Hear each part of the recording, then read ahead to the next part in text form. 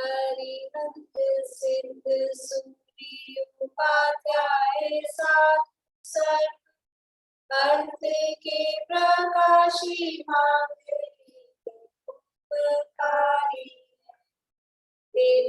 को स्वरूप जान राग से भरी जो भक्ति काय को नाए सुखी को चारी धन्य धन्य दिन आज सब राज भय कर जोरी बार बार बंदे नाम हमारी मंगल कल्याण सुख ऐसो हम चाहत हो मेरी ऐसी दशा जैसी तुम धारी हो मेरी ऐसी दशा जैसी तुम धारी मंगलमय मंगल कर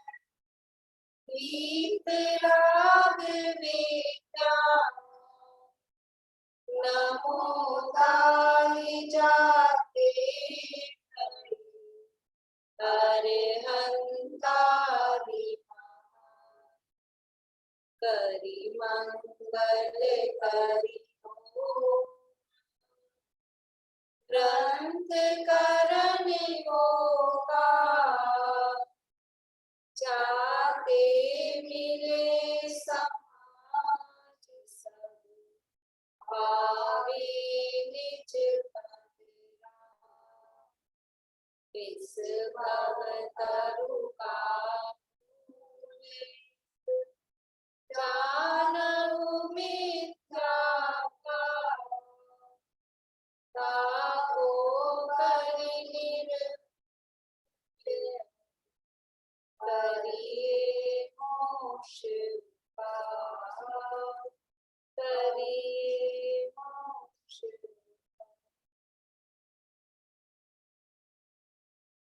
प्रकाशक आठवां अधिकार अपना चल रहा है और प्रश्न अपने को देखिए कितने बोल रहे हैं 146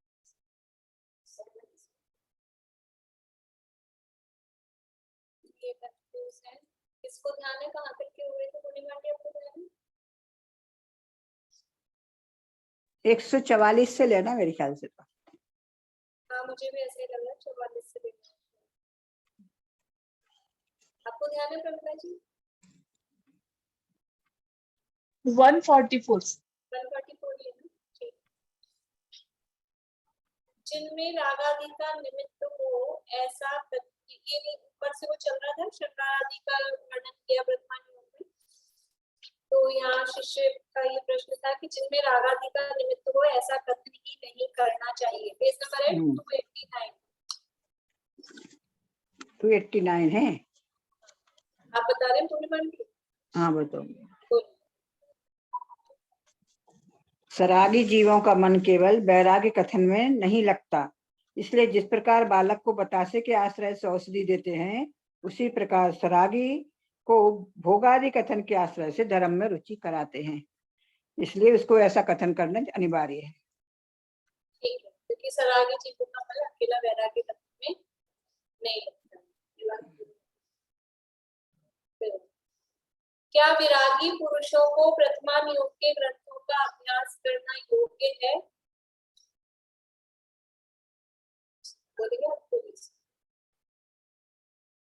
जिनको अंतर के राग भाव नहीं है उनको सीमा राग पर राग उत्पन्न नहीं होते वे जानते हैं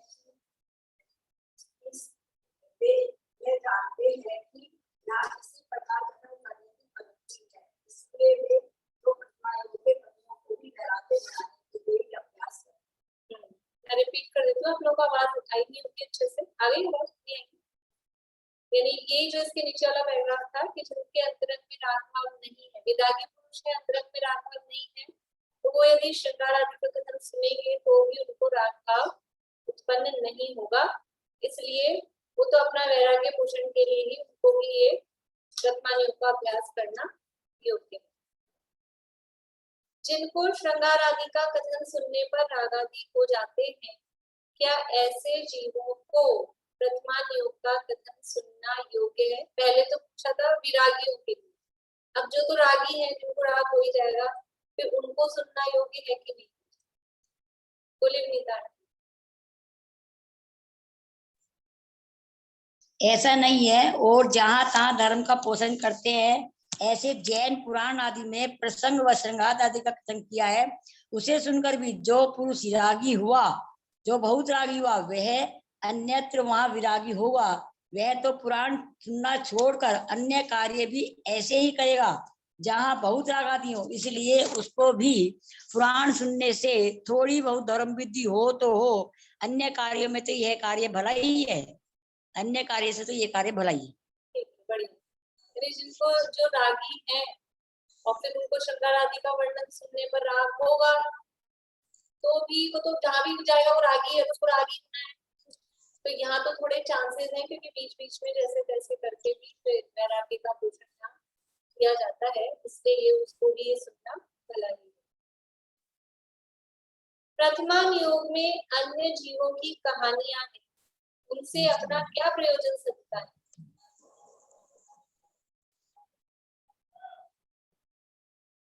बोलिए निकाल।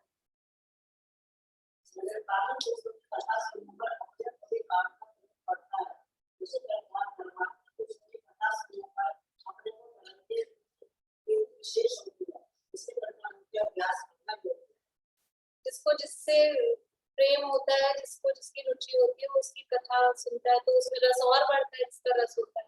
तो कामी पुरुषों को काम की कथा सुनने पर उसका रस बढ़ता है, वैसे ही जो विरागी हैं, धर्मात्मा है, उनको अपने धर्मात्मा साधर्मी जीवों की कथा सुनने पर विशेष प्रीति होती है। इसलिए अन्य जीवों की कथा सुनने पर भी उसमें रस आता है।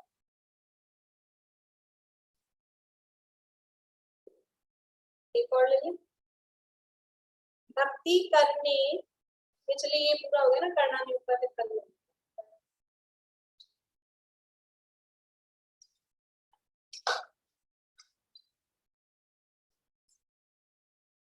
अपना प्रकरण चल रहा था यहाँ पर, कुछ बोल रहे हैं बिल्कुल भी। द्रव्यान योग में दोष कल्पना का निराकरण, ये प्रकरण अपना चल रहा था, तो गैप हो जाता है बीच बीच में। देखिए थोड़ा सा शुरू से पढ़ते हुए विषय अपने को ख्याल में आ जाए, फिर वहां से पढ़ते हुए आगे बढ़ जाते हैं। 292 नंबर 292 नंबर पेज है। तथा कितने ही जीव कहते हैं कि द्रव्यान योग में व्रत संयम आदि व्यवहार धर्म का हीनपना प्रकट किया है, समय दृष्टि के विषय भोगादि को निजरा का कारण कहा है इत्यादि कथन सुनकर जीव स्वच्छंद होकर पुण्य छोड़कर पाप में प्रवर्तेंगे, इसलिए इनका पढ़ना सुनना योग्य नहीं है। यानी दोष कल्पना दे रहे हैं, दो तरह के दोष की अपन ने बात की। फर्स्ट दोष तो ये किससे स्वच्छंद हो जाएंगे, तो उसके लिए उदाहरण दिया कि गधा यदि मिश्री खा के मर जाए, तो सज्जन पुरुष तो मिश्री खाना नहीं छोड़ेंगे। इसीलिए यदि कोई विपरीत बुद्धि है, उसकी बुद्धि उल्टी है और वो अध्यात्म के कथन सुनकर स्वच्छंद होता भी है, तो भले जो सज्जन लोग हैं या जो बुद्धिमान लोग हैं, वो अध्यात्म का कथन पढ़ना सुनना नहीं छोड़ेंगे।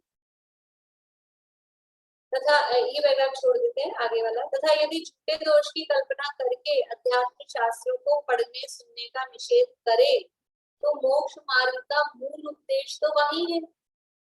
यानी कोई स्वच्छंद हो जाता है और कोई दोष लगा रहा है, और ऐसे दोष को देखकर हम अध्यात्म का निषेध ही कर दें, तो मूल उद्देश्य तो मोक्ष मार्ग का इसी में, जो डायरेक्ट मोक्ष मार्ग तक पहुंच जाता है, उसका निषेध करने से तो मोक्ष मार्ग का ही निषेध हो जाएगा और उससे बहुत जीवों का बुरा होगा।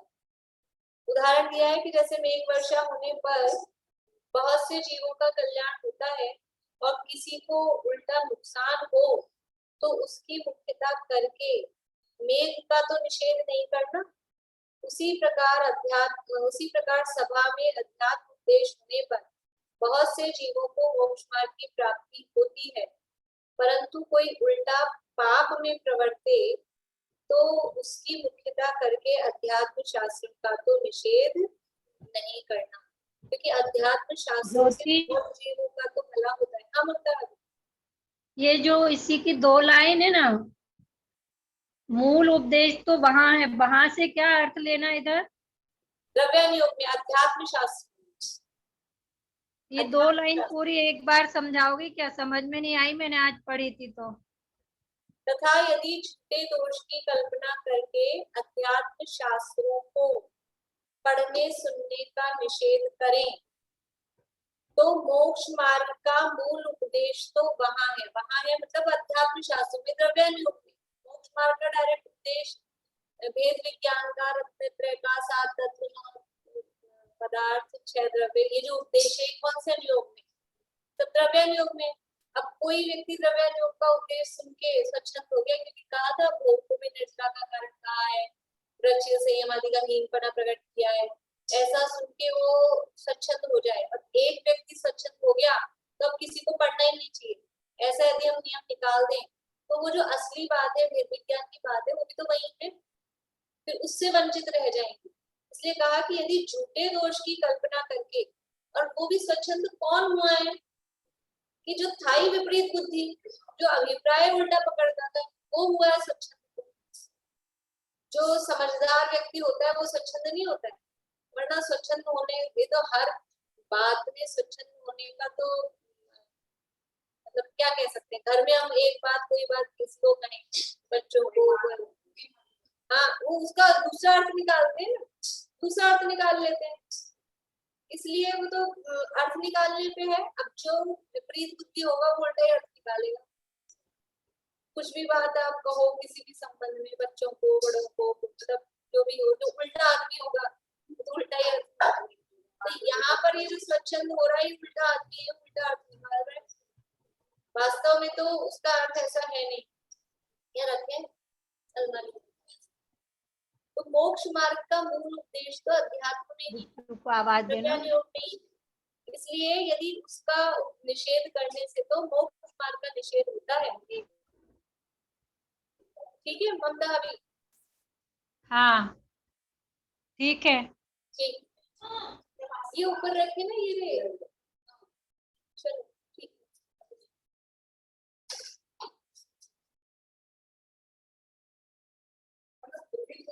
सभी होते हैं, कोई भी सही हो जाता है।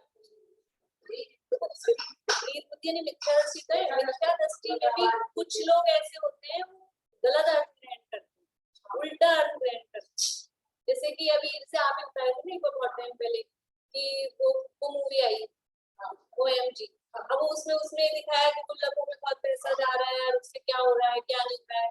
तो अब जिसको बस यही बात पकड़नी है कि नहीं यहाँ दान नहीं देना चाहिए, ये गलत काम होता है, अब उसको वही पकड़ लेगा। मतलब उसमें जो दिखाना चाह रहे हैं असली चीज, वो नहीं ग्रहण करेंगे। किसी भी चीज में आगे की हर चीज के दो पहलू होते हैं, अब हम क्या बताना चाह रहे हैं वो नहीं ग्रहण करके और दूसरी चीज ग्रहण करो तो उल्टा ही अर्थ ग्रहण करेगा। किसी को कहो कि तुम मान लो अभी भोजन का समय है और बच्चे पढ़ना बैठ जाए, कि अभी मत पढ़, अच्छा आपने पढ़ाई का मना कर दिया मान लो ऐसा कहें तो यही कहेगा कि आप पढ़ाई का मना कर दिया। तो जिस समय जो काम करने योग्य है, ऐसे ही और भी कोई भी काम, बुखार हो रहा है अपन ने कह दिया अब ये नहाए मत, अच्छा तो आपने नहाने का निषेध कर दिया तो कभी नहाएगा ही। ऐसी मतलब जिसकी उल्टा ही अर्थ जिसको ग्रहण करना है उल्टे, और भी इस तरह के मतलब तो बच्चों के तरह पर बड़े भी इस तरह के उल्टे अर्थ ग्रहण करते हैं। तो जिसकी उसका नाम है विपरीत बुद्धि। मिथ्या दृष्टि सामान्य को विपरीत बुद्धि नहीं कह रही, वो तो सामान्य सभी मिथ्या दृष्टि, लेकिन मिथ्या दृष्टियों में भी किसी की बुद्धि उल्टी चलती है। हाँ वो उल्टा दिमाग चलाते हैं, तो उल्टा दिमाग नहीं चलाना, ये पढ़ के भी वो उसकी बुद्धि उसकी होनहार सही होगी, वो सही लाइन पे चले, वो सही दिशा में चले। सभा में आध्यात्म उपदेश होने पर बहुत से जीवों को मोक्ष मार्ग की प्राप्ति होती है, परंतु कोई उल्टा पाप में प्रवर्ते तो उसकी मुक्तता करके अध्यात्म शास्त्रों का तो निषेध नहीं करना। अब ये अध्यात्म का उपदेश किया, व्रत संयम आदि का हीनपना प्रकट किया, तो तो ज्यादा लोग तो 99% लोग तो उनका जो अभिप्राय है कि निषेध क्यों कर रहे हैं कि हमको आगे बढ़ने के लिए, शुद्धोपयोग में लीन होने के लिए, ध्यान आत्मा को जानने पहचानने के लिए, उसके लिए वृक्षित संयम अधिकार या सम्यक ज्ञान प्रकट करने के लिए उसका हीनपना प्रकट कर रहे हैं। तो ज्यादा लोग तो वही समझते हैं। अब कोई एक है वो उल्टा अर्थ ग्रहण कर ले तो बाकी लोगों के लिए तो सबका निषेध नहीं कर सकते ना, उस चीज को बताएं ही नहीं, ऐसा तो नहीं हो सकता। तथा अध्यात्म ग्रंथों से कोई स्वच्छंद हो सो वह तो पहले भी मिथ्या दृष्टि था, अब भी मिथ्या दृष्टि ही रहा। इतना ही नुकसान होगा कि सुगति न होकर कुगति होगी। इसका लेवल तो वही रहा ना, मिथ्या दृष्टि का मिथ्या दृष्टि रहा, अगर एक व्यक्ति का नुकसान हो भी रहा है। लेकिन परंतु अध्यात्म उपदेश न होने पर बहुत जीवों के मोक्ष मार्ग की प्राप्ति का अभाव होता है और इसमें बहुत जीवों का बहुत बुरा होता है। ऐसे एक जीव का बुरा और बुरा भी क्या हो रहा है, रहा तो संसार में सुगति ना होके कुगति हो रही है, इतना सा बुरा हो रहा है। लेकिन अगर अध्यात्म का निषेध ही कर देंगे, अध्यात्म के उपदेश का, मूल उपदेश का, तो इससे बहुत जीवों का बुरा होगा, क्योंकि वो तो मोक्ष मार्ग पे लग के सुलट रहे थे ना उसको सुन। इसलिए अध्यात्म उपदेश का निषेध नहीं करना। तथा कितने ही जीव कहते हैं कि द्रव्यानुयोग रूप अध्यात्म उपदेश है वह उत्कृष्ट है, सो उच्च दशा को प्राप्त हो उनको कार्यकारी है, निचली दशा वालों को व्रत संयम आदि का ही उपदेश देना योग्य है। तो ये तो आध्यात्म का तो ऊंचा उपदेश है, तो ऊंचे लोगों को ऊंची चीज दो, हम तो जरा छोटे आदमी हैं, तो निचली दशा वालों को तो निचला ही उपदेश यानी व्रत संयम आदि का ही उपदेश देना योग्य है। ऐसा यहाँ कुछ लोग, ये अब मतलब ये दूसरा पॉइंट आ गया, हमने उस बात चालू तो की थी पर वो उसे जरा और बातों में निकल गई बात। पहला तो क्या दे रहा था वो दोष कि अध्यात्म का द्रव्यानुयोग का उपदेश सुनने से जीव स्वच्छंद हो जाते हैं, एक तो ये। फिर दूसरा ये कह रहा है कि द्रव्यानुयोग का उपदेश या अध्यात्म का उपदेश ऊंचे लोगों को, ऊंची दशा वालों को देना चाहिए, पिछली दशा वालों को ये उपदेश नहीं देना चाहिए। उनसे कहते हैं पेज 293, जिन मत में यह परिपाटी है कि पहले सम्यक होता है फिर व्रत होते हैं, वह सम्यक स्वपर का श्रद्धान होने पर होता है और वह श्रद्धान द्रव्यानुयोग का अभ्यास करने पर होता है। इसलिए प्रथम द्रव्यानुयोग के अनुसार श्रद्धान करके सम्यक दृष्टि को, पश्चात चरणानुयोग के अनुसार व्रतादि धारण करके व्रत को। इस प्रकार मुख्य रूप से तो निचली दशा में ही द्रव्यानुयोग कार्यकारी है। तो जिन मत में क्या परिपाटी है, राजमार्ग, परिपाटी मतलब रूटीन, राजमार्ग वो क्या है कि पहले सम्यक दृष्टि हो फिर व्रतादि हो, कि पहले व्रतादि हो फिर सम्यक दृष्टि। पहला वाला मार्ग है कि दूसरा वाला मार्ग है? पहला वाला मार्ग है।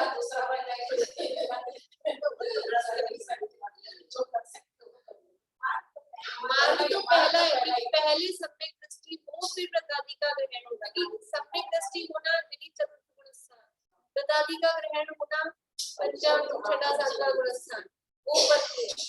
तो परिपाटी तो क्या है कि पहले सम्यक तो होता है फिर व्रत होते हैं, क्योंकि सम्यक तो पूर्वक लिए गए व्रतादि की वो सच्चे व्रत होते हैं, नहीं तो उन व्रतों को, व्रत भी सच्चे नहीं होते, तो खाली मतलब नाम के ही व्रत होते हैं। तो परिपाटी तो यही है कि पहले सम्यक हो फिर व्रत हो। तो अब पहले सम्यक तो कैसे होगा, सम्यक तो होने का उपाय क्या? हाँ, यानी इनिशियल शुरू से देखा जाए, अगर पीछे पीछे पीछे चले तो सम्यक के लिए क्या होगा कि ये पहले स्वाध्याय, और स्वाध्याय में भी क्या अकेला चरणानुयोग का नहीं, द्रव्यानुयोग का मूल उपदेश सच्चे देव शास्त्र गुरु का श्रद्धान हो, उसके बाद में ये 7 तत्व 6 द्रव्य ये श्रद्धान हो, भेद विज्ञान हो, वो कहाँ से होगा? वो सब द्रव्यानुयोग से ही होगा। हाँ, तो पहले सम्यक होता है फिर व्रत होते हैं, और वह सम्यक स्वपर का श्रद्धान होने पर होता है, और वो स्वपर का श्रद्धान द्रव्यानुयोग का अभ्यास करने पर होता है। स्वपर का श्रद्धान क्या स्वय है क्या पर है कैसे जानेंगे? छह द्रव्य सात तत्व नहीं जानेंगे तब तक उसमें स्वपर और हे उपादेय ये निर्णय कैसे होगा? अभी तक तो सबको स्वयं स्वयं ही जान रहे हैं ना। देखो जो ये अजीब तत्व है समझ लो शरीर, इसको भी स्वयं मान रहे हैं और जो आश्रय बंध तत्व है उसको भी तो स्वयं मान रहे हैं। मोह राग द्वेष भाव ये कषाय ये अपनी मानते हैं कि नहीं मानते? ये सब अपनी मान के रखे हैं। इन सब में स्वयं बना हो रहा है। स्वपर भेद विज्ञान शरीर के साथ तो करना ही है। जैसे द्रव्य कर्म से भाव कर्म से नो कर्म से तीन तरह से ये विज्ञान की बात करते हैं ना। तो ये शरीर है नो कर्म, शरीर से भिन्नता और फिर मोह राग द्वेष आदि यानी उसके बीच में समझ लो द्रव्य कर्म से भिन्नता और कर्म तो ऐसा दिखता नहीं है। फिर मोह राग द्वेष आदि विकारी भावों से भिन्नता वो भेद विज्ञान। ये स्वपर का भेद विज्ञान कब होगा? जब तक इनका स्वरूप नहीं समझा जाएगा तब तक ही नहीं हो सकता है। इसलिए सम्यक तो स्वपर का श्रद्धान होने पर होता है और वह श्रद्धान द्रव्य का अभ्यास करने पर होता है। इसलिए प्रथम यानी सबसे पहले द्रव्यानुयोग के अनुसार श्रद्धान करके सम्यक दृष्टि हो, पश्चात चरणानुयोग के अनुसार व्रतादि धारण करके व्रति हो। नियम यानी राजमार्ग तो क्या है, परिपाटी तो क्या है कि पहले सम्यक दृष्टि हो फिर व्रतादि धारण करें। इस प्रकार मुख्य रूप से तो निचली दशा में ही द्रव्यानुयोग कार्यकारी है, क्योंकि सम्यक दृष्टि होने के लिए स्वपर भेद विज्ञान चाहिए और स्वपर भेद विज्ञान द्रव्यानुयोग से होगा। और सम्यक दृष्टि कौन होगा?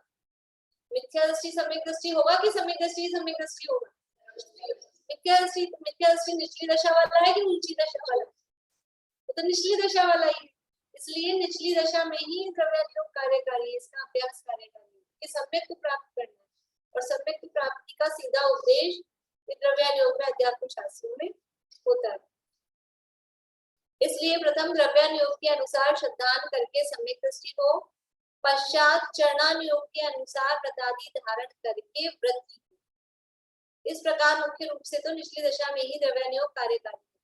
गौण रूप से जिसे मोक्ष मार्ग की प्राप्ति होती न जाने उसे पहले किसी व्रतादि का उपदेश देते हैं। अब जिसको ये स्वपर भेद विज्ञान समझ में नहीं आ रहा है, अध्यात्म का उपदेश समझ में नहीं आ रहा है, समझ नहीं आता है, उसको व्रतादि करना सरल लगता है, तो गौण रूप से उपदेश दिया। गौण रूप से मतलब साइड में, ये मुख्य नहीं है। ये भाई किसी को अब कुछ नहीं होता तो ले भाई चला कुछ नहीं ना से तो ये हाँ उसको ये व्रतादि का उपदेश देते हैं। मुख्य उपदेश तो स्वपर भेद विज्ञान का, द्रव्यानुयोग का और सम्यक पूर्वक व्रतादि ग्रहण का, वही मुख्य उपदेश है।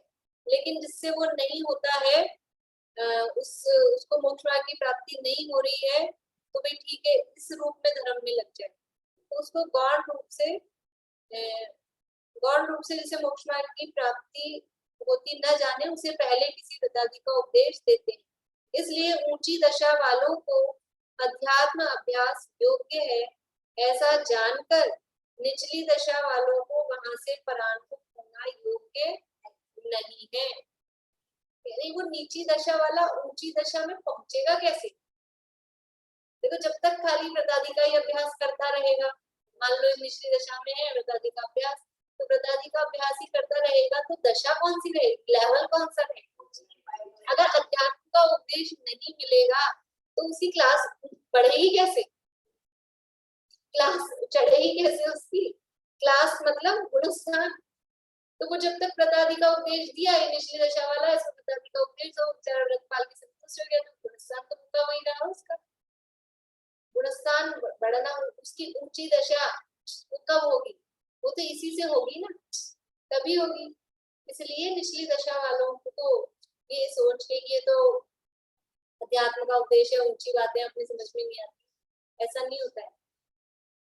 समझना चाहिए क्योंकि सब समझ के पिंड में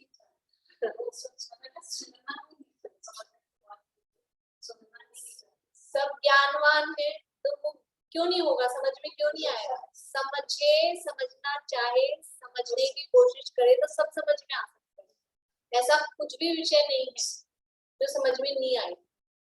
इतना हीन ज्ञान क्योंकि मनुष्य हुए हैं ना, मनुष्य में लोअर से लोअर भी होगा, वो उसका ज्ञान का लेवल इतना होता है कि वो तिर्यंच सैनी पंचेंद्रिय हो, उससे उसका ज्ञान का लेवल बहुत ज्यादा होता है मनुष्य। मतलब है दोनों सैनी पंचेंद्रिय, एक गाय गधा घोड़ा वो भी सैनी पंचेंद्रिय, मनुष्य भी सैनी पंचेंद्रिय, और मनुष्य में समझो बिल्कुल अल्प बुद्धि से अल्प बुद्धि भी हो, हाँ, तो भी उस गाय घोड़े से ज्यादा बुद्धि मनुष्य में होती है। इतना तो शिव का फर्क वही होता है, इसलिए समझ में तो आ सकता है। जानवर है उसमें श्रवण कैसे समझ में आएगा, करते हैं ना, वो भी करते हैं ना, वो भी सब विज्ञान करते हैं, भी करते हैं। देखिए, तो इसको पैराग्राफ को फिर से पढ़ते हैं अपन। जिन मत में यह परिपाटी है कि पहले सम्यक, यानी प्रश्न क्या था, प्रश्न ये था कि ऊंची दशा को ही द्रव्यान्यों का उपदेश कार्यकारी है, निचली दशा वालों को तो व्रत संयम का उपदेश दो, थोड़े नियम बता दो।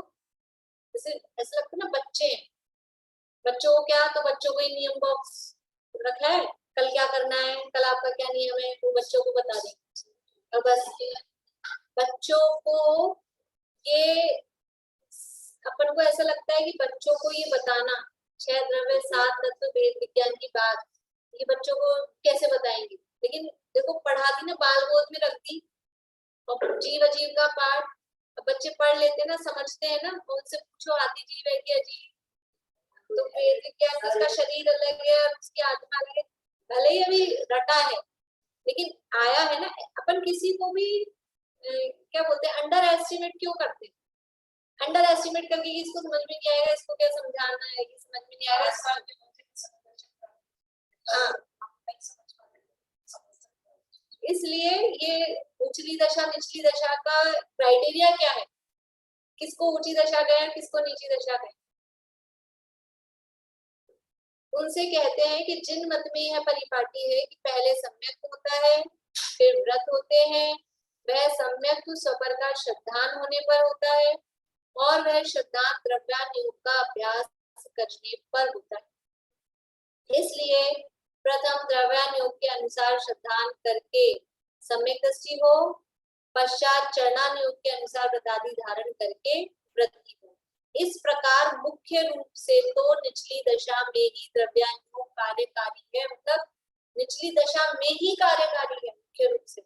ऊंची दशा वालों को तो ज्यादा कोई, क्योंकि उनका तो काम हो गया, द्रव्यानुयोग से जो प्रयोजन था वेद विज्ञान का तो वो तो हो गया उनका, अब तो वो दूसरे नियोग भी पढ़े तो कोई बात नहीं। निचली दशा में ज्यादा जरूरत है, सबसे पहले इसकी जरूरत, पहले ये चाहिए। मुख्य रूप से तो निचली दशा में ही द्रव्यानुयोग कार्यकारी है, गौण रूप से जिसे मोक्ष मार्ग की प्राप्ति होती न जाने उसे पहले किसी व्रतादि का उपदेश देते हैं, इसलिए ऊंची दशा वालों को अध्यात्म अभ्यास योग्य है, ऐसा जानकर निचली दशा वालों को वहां से परांतमुख होना योग्य नहीं है। ये तो बड़ों की बातें हैं, बड़े लोगों की बातें हैं, अपने को तो नहीं, ऐसा छोड़ना योग्य नहीं। तथा यदि कहोगे कि ऊंचे उपदेश का स्वरूप निचली दशा वालों को भाषित नहीं होता, कोई कहे कि वहां तो ऊंची बातें चलती, ऊंचा उपदेश होता है, अपने को समझ में नहीं आता, हम छोटे बच्चे हैं, हमको समझ में नहीं आता। देखो कितना क्या बिल्कुल ऐसे ऐसे जवाब दे रहे हैं सामने सामने बैठ के, क्या दे रहे हैं। उसका उत्तर यह है, और तो अनेक प्रकार की चतुराई जाने और यहाँ मूर्खपना प्रकट करे वह योग्य नहीं। दुनिया में तो सब समझ में आता है, दुनिया की तो सारी बातें समझ में आती है, और 4 ज्ञान दिया है, बताया है इसको ये वो ऐसे करो वैसे करो, दुनिया में तो सारी चतुराई जाने, और यहाँ क्या है कि यहाँ साहब मेरे को समझ में नहीं आता, ये समझ में नहीं आता, इनका समझ में नहीं आता, उनका समझ में नहीं आता, ये समझ नहीं आता, वो समझ नहीं आता। ये केवल बहाने, ये बहाने हैं और रुचि की कमी और कुछ नहीं। ज्ञान की कमी, समझ की कमी, समझ में आने की कमी है ही नहीं, सारी दुनियादारी की चतुराई बताता है। ऐसी मतलब ये पूछो मत कैसी कैसी चतुराई, क्या करना क्या नहीं करना, और यहाँ बोलते हैं हमें समझ में नहीं आता है, वह तो योग्य नहीं। तो अनेक प्रकार की चतुराई जाने और यहाँ मूर्खपना प्रकट करेगी, हमको तो कुछ नहीं आता, हम तो मूर्ख हैं, वह योग्य नहीं है। अभ्यास करने से स्वरूप भली भांति भासित होता है। अभ्यास करेंगे तो आएगा। पहली बार में तो हर चीज ही नहीं लगती, पहली बार में तो पानी छानना ही कठिन लगता है, चाय बनाने की बात तो क्या कहें, पहली बार में तो हर काम कठिन लगता है पहली बार में। लेकिन अभ्यास करने से वो स्वरूप समझ में आता है कि क्या है असली वस्तु। अभ्यास करने से स्वरूप भली भांति भासित होता है। अपनी बुद्धि अनुसार थोड़ा बहुत भासित हो, परंतु सर्वथा निरुद्यमी होने का पोषण करे, वह तो जिनमार्ग का द्वेषी होना है। यानी क्या कह रहे हैं, अपनी बुद्धि अनुसार थोड़ा बहुत, मतलब कुछ कम समझ में आए, कुछ ज्यादा समझ में आए, ये तो हम मान सकते हैं कि भाई ये कह रहा है कि ऊंचे उपदेश का स्वरूप अपने को समझ में नहीं आता। ये हो सकता है कि बिल्कुल जिस जगह वो पहुंचाना चाह रहे हैं, कुछ उपदेश दिया जा रहा है, बिल्कुल एग्जैक्टली उसका भाव भाषित नहीं होता हो, थोड़ा कम समझ में आता हो, कम भाव भाषित होता हो, उसको वो जो वाच्य है उसको हम नहीं पकड़ पाते, वो हो सकता है। लेकिन बिल्कुल ही जीरो होता हो, समझ ही नहीं आता हो, ऐसा नहीं हो सकता। बुद्धि अनुसार जिसकी जितनी बुद्धि होती है, कोई ज्यादा उसी में से ज्यादा पकड़ता है, कोई कम पकड़ता है, वो हो सकता है। बुद्धि अनुसार थोड़ा बहुत भाषित हो, परंतु सर्वथा निरुद्यमी होने का पोषण करेगी। नहीं, अपने को समझ में नहीं आता, तो पढ़ेंगे नहीं, सुनेंगे नहीं, बैठेंगे। सर्वथा ही निरुद्यमी होने का पोषण करे, वह तो जिन मार्ग का द्वेषी होना है। यदि द्रव्यानुयोग का अध्यात्म उपदेश का निषेध करता है या नहीं सुनता है, तो क्या कह रहे हैं, यदि हम अध्यात्म का उपदेश नहीं सुन रहे हैं, उसका निषेध कर रहे हैं कि नहीं, अपने लिए नहीं है, तो जिन मार्ग के, जिन धर्म के द्वेषी है, उसके शत्रु है। क्योंकि जिन धर्म का मूल उपदेश तो ये है, और इसका यदि हमने निषेध किया, मतलब क्या कि उससे शत्रुता निभा रहे, उससे हम द्वेष रखते, इसलिए उसका निषेध नहीं करना। कितनी बड़ी बात कही है कि यदि सर्वथा निरुद्यमी होने का पोषण करे, वह तो जिन मार्ग का द्वेषी होना है। मतलब हम जैन धर्म के अनुयायी भी नहीं है, हम जैन धर्मी भी नहीं है अगर हम अध्यात्म का निषेध करते हैं, क्योंकि मूल उपदेश अध्यात्म नहीं है। इसलिए अध्यात्म का निषेध, अकेला व्रतशील संयम का पोषण करे और अध्यात्म का निषेध। अपने लोग तो ऐसे हैं कि अध्यात्म की बात चले तो रस आता है, और इधर उधर की बातें चल रही है तो लगता नहीं, ये तो यही बातें चल रही है। अपनी तो ये स्थिति है, पर दुनिया में आप जाके देखो तो क्या हालत है। वहाँ कहानी किससे, बस कुछ ये त्याग तपस्या व्रत ये बता दो, बस वो सरल भी लगता है। यानी ऐसे हैं लोग, कुछ नहीं समझते, द्रव्यानुयोग में कुछ नहीं समझते, अपनी जानकारी में अपने को दिख जाते हैं आसपास में। लेकिन भागवा लग गया तो एक टाइम खाना है, हरी नहीं खाना है, ये करना है, वो करना है, सुबह मंदिर जाना है, प्रक्षाल देखना है, और बिल्कुल वो सारे काम करेंगे, वो सब और आप कहो कि एक प्रवचन सुन लो रोज, वो नहीं होता है, वो नहीं समझ में आता है। बाकी पूरा टाइम सीरियल आते हैं, वो देखेंगे, वो सब करेंगे, बातें करेंगे, घुमाएंगे फिराएंगे, और धर्म के नाम पे क्या करेंगे कि महिला मंडल को ज्वाइन करके उनके साथ यात्रा जाएंगे, वो धर्म के नाम पे वो सब होगा। वो यात्रा करना धर्म समझ रहे हैं, और उसमें क्या हो रहा है मस्ती हो रही है, लेकिन ये सब करते हैं। पर अध्यात्म का शब्द कान में पड़ जाए, जबरदस्ती बिठा भी दो तो छोटे आने लग जाए, ऐसी स्थिति। यानी जिसका नहीं हो किस्मत में क्या करें। लेकिन वास्तव में उसका निषेध जो कर रहा है, जो नहीं पढ़ रहा है, सुन रहा है, वो इतना एक महीने तक एक टाइम खा के भी वो जिन मार्ग का द्वेषी है, ये कह रहे हैं। एक महीने एक टाइम खा रहा है, 10 दिन के उपवास कर रहा है, कि और जो भी कर रहा है, अभी माहौल ये चल रहा है ना, इसलिए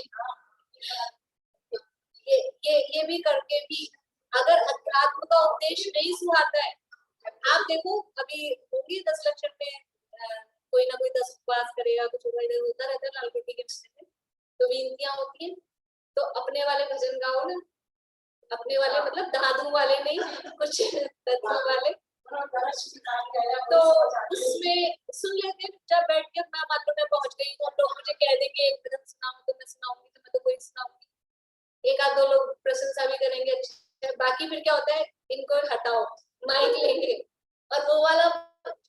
जिसमें हम डांस कर सकें, तो कौन सा गाएंगे? उड़ती पुरवैया।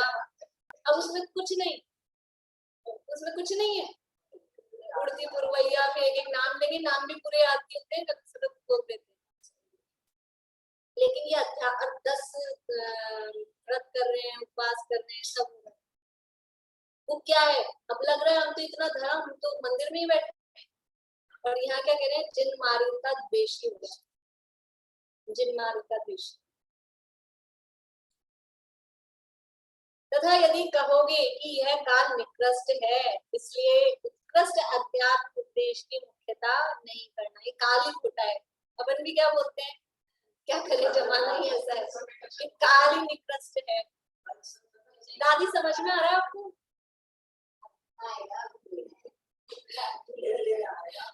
यदि कहोगे कि यह काल निकृष्ट है, इसलिए उत्कृष्ट अध्यात्म उपदेश की मुख्यता नहीं करना। ये तो ऊंचा उपदेश है, इसको तो चौथे काल के लिए रहने दो, इस काल में तो यही चलाओ, गच्छे सही है। तो उनसे कहते हैं यह काल निकृष्ट है, तो किस लिए निकृष्ट है? निकृष्ट कहा, देखो जैन धर्म में कोई भी कथन सर्वथा नहीं, अपेक्षाकृत कथन है। निकृष्ट कहा तो किस अपेक्षा से कहा? कि साक्षात मोक्ष न होने की अपेक्षा निकृष्ट है। नहीं तो हम तो ये कहते हैं अच्छा समय आया है, वो भजन है अभी सुनाया ना ललित कुमार जी का, इसीलिए तो कहते हैं अच्छे दिन आने वाले। समय सार जी जिन्हें भा गया, वे बड़ी किस्मत वाले हैं, इसीलिए तो कहता अच्छे दिन आने वाले कि आ गए। गुरुदेव मिल गए और समय साथ हमको बता दिया है कि का मार्ग अच्छे दिन आने वाले हैं कि अच्छे दिन है। ये काल निकृष्ट है कि उत्कृष्ट है? तोड़ामल जी के समय में तो एक भी तो मुनि नहीं थे दिगंबर, एक भी दिगंबर मुनि नहीं थे बीच के उस समय तोड़ामल जी के समय में। और कितनी समझ लो उनको परिस्थितियां कैसी थी कि यहाँ से जयपुर से मूड़बद्री में धवलादि ग्रंथ थे, तो 3-4 महीने तो पहुंचने में लगे। 2-3 आदमियों को भेजा तो एक की तो आयु बीच में पूरी हो गई, और फिर भी ऐसा हुआ कि उनको ग्रंथ नहीं मिले। और अपने को काल कैसा है कि अपने हाथ में ये इसमें सब है, इतने से में सब है। ये निकृष्ट है कि उत्कृष्ट है? ये कैसा काल है कि निकृष्ट का तो साक्षात मोक्ष न होने की अपेक्षा निकृष्ट है। आत्मानुभवन आदि द्वारा सम्यक्त आदि का होना इस काल में मना नहीं है। सम्यक्त लेने को कौन मना करता है? छठा काल होता तो कह सकते थे वो वास्तव में निकृष्ट है, वहां तो सम्यक्त होने का भी निषेध है। अभी तो पंचम काल है, सम्यक्त होने का कोई निषेध नहीं। देखो निकृष्टता देखते हैं तो निकृष्ट है, लेकिन अब क्या करें? पॉजिटिव सोचें तो अच्छा सोचेंगे तो अच्छा दिखेगा, तो उत्साह रहेगा। निकृष्ट सोच के, नेगेटिव सोच के तो नेगेटिविटी आएगी। इसलिए जो है, जो प्राप्त है वो पर्याप्त है, और जो अपने जो प्राप्त है ना, जो नसीब है, अपने नसीब में जो खुश है वो खुश नसीब है। इसलिए अपने नसीब में पंचम काल था, कोई बात नहीं, लेकिन इसमें भी कोई बुराई नहीं है। जो मिल गया वो बहुत अच्छा है। काम क्या किया अपन इतना मिलने के बाद भी? इसमें जो टॉप लेवल का काम हो सकता था वो किया क्या? पंचम गुण स्थान हो सकता है स्त्री पर्याय में टॉप लेवल, अभी क्या कभी भी स्त्री पर्याय में तो पंचम ही हो सकता है। पुरुष है तो 7वां गुण स्थान अभी इस काल में हो सकता है। किया क्या? प्रकट किया? इकाई का काल निकृष्ट है, कर तो रहे नहीं। यह काल साक्षात मोक्ष न होने की अपेक्षा निकृष्ट है। आत्मानुभवन आदि द्वारा सम्यक्त आदि होना इस काल में मना नहीं है। इसलिए आत्मानुभवन आदि के अर्थ मतलब उसके लिए, उसके प्रयोजन से द्रव्यानुयोग का अवश्य अभ्यास करना। आत्मानुभव तो इस काल में होता है ना, साक्षात मोक्ष नहीं हो रहा, कोई बात नहीं, जितना हो रहा है उतना तो करो। तो उसके लिए तो द्रव्यानुयोग का अभ्यास करना, अध्यात्म उपदेश का निषेध नहीं करना, दूसरों को भी नहीं करना, खुद के लिए भी नहीं करना। खुद भी अध्यात्म को मुख्य रख के ही करणानुयोग, चरणानुयोग, प्रथमानुयोग का अभ्यास करना चाहिए। पहले अध्यात्म का अभ्यास हो गया हो, उसके बाद में कर्णानुयोग चरणानुयोग पढ़ो तो वो कोई दिक्कत नहीं। अकेला कर्णानुयोग पढ़े बिना अध्यात्म के तो बस वो उसी में उलझ के रह जाते हैं, खाली दिमागी काम हो जाता है। अध्यात्म के साथ उसको पढ़ना तो वो कार्यकारी होता है। इसलिए अध्यात्म का निषेध नहीं करना, द्रव्यानुयोग का अभ्यास अवश्य अभ्यास करना। वही षटपाहुड़ में कहा है कि कर लेंगे अपन, अभी समय हो गया है अपना। शुरू से तो कैसे कहेंगे, पंचम काल में हुए ना। ये पूछ रहे हैं कि टोडामल जी को तो जन्म से ही सम्यक दर्शन होगा, तो जन्म से तो कैसे हो सकता है? जो पंचम काल में जिस जीव का जन्म हुआ है वो जन्म से सम्यक दृष्टि नहीं हो सकता। सम्यक दृष्टि जीव पंचम काल में जन्म नहीं लेते।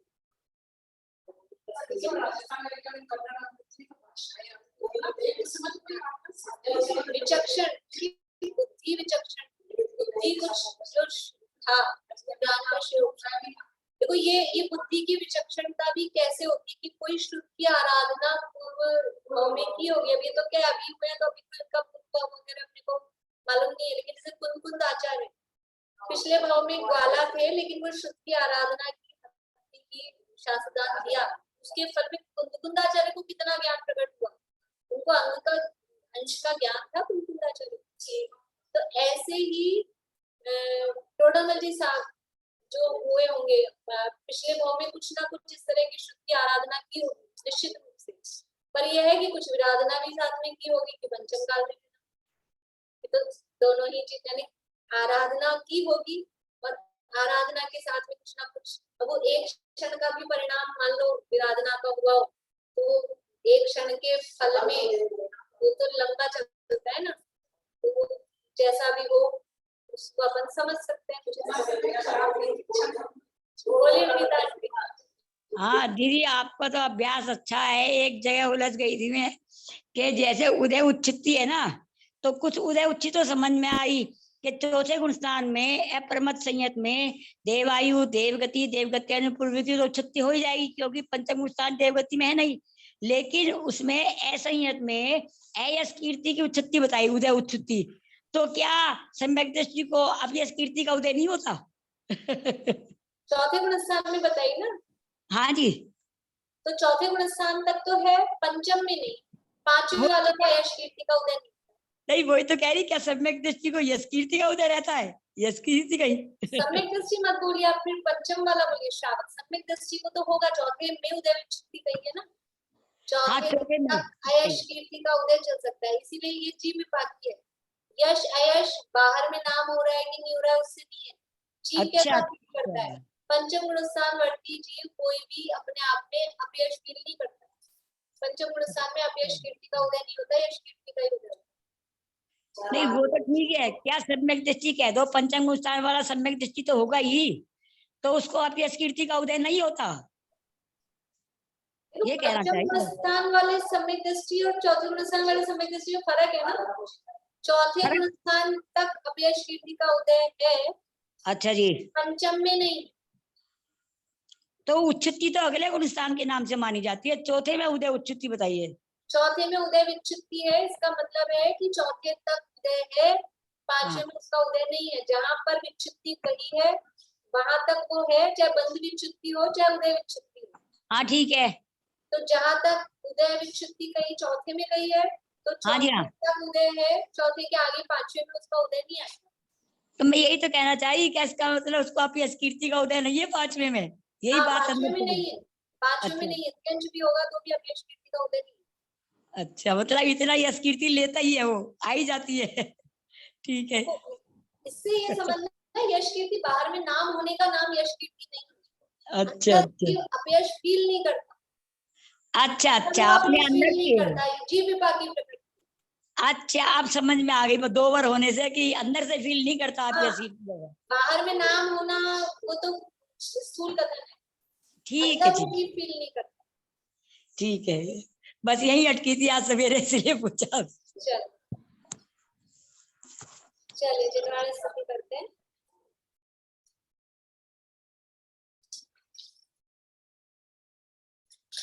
आजाद नहीं छठ रात को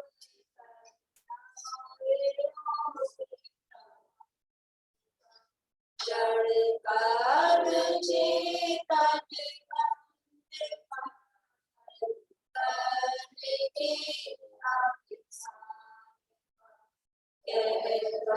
स्वरूप यथार्थ जग का जो किया उपकार उसके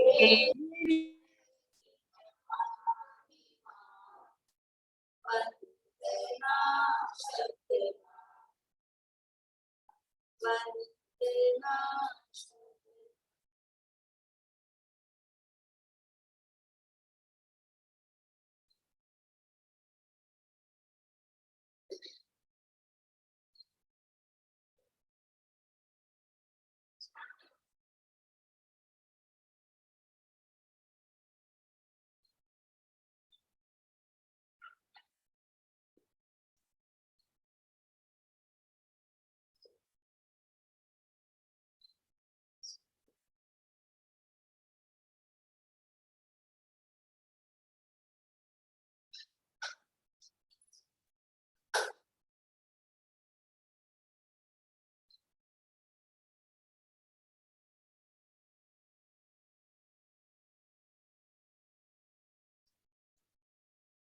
वंदना